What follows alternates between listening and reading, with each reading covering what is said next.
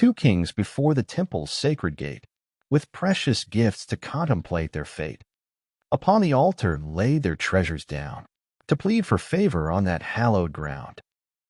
For on this day the listening heavens heard, and one true prayer would be a binding word, if from the soul the heartfelt plea took flight, as pure and certain as the morning's light.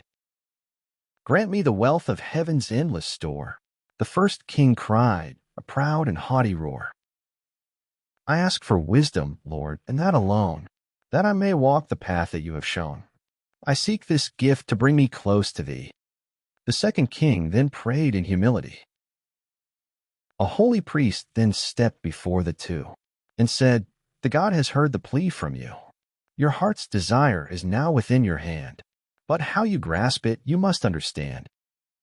The king who prayed for riches took his throne, and to his subjects made his edict known.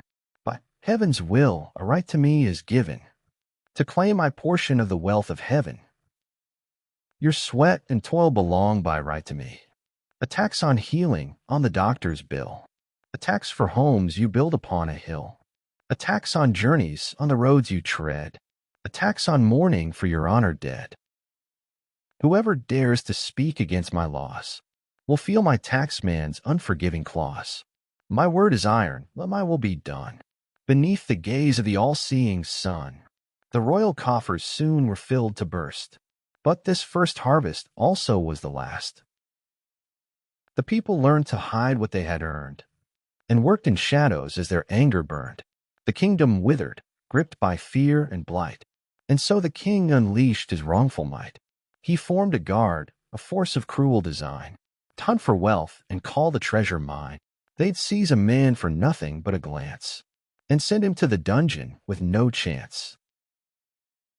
A maker of accounts, a man of faith, sought to aid schools and spare them from the states.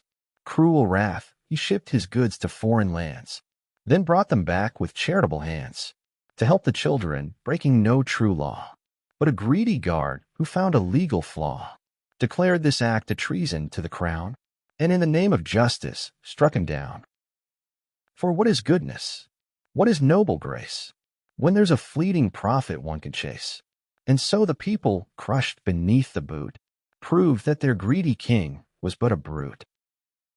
The king who wished for wisdom as his guide stood with his people walking side by side. My friends, he said, with warmth in every word, a truth this morning in my spirit stirred. A state finds wealth not in the gold it holds, but in the spirit that its folk unfolds. A kingdom thrives when all its people do. So let us build a world both just and true. If you should find a law is built on sand, then speak your truth and help me understand. For I will listen to my people's plea. In saying this, he joined their company. He called the weaver, farmer, and the smith to build a council, not a whispered myth. He broke the bread with those who tilled the soil and shared the burden of their daily toil.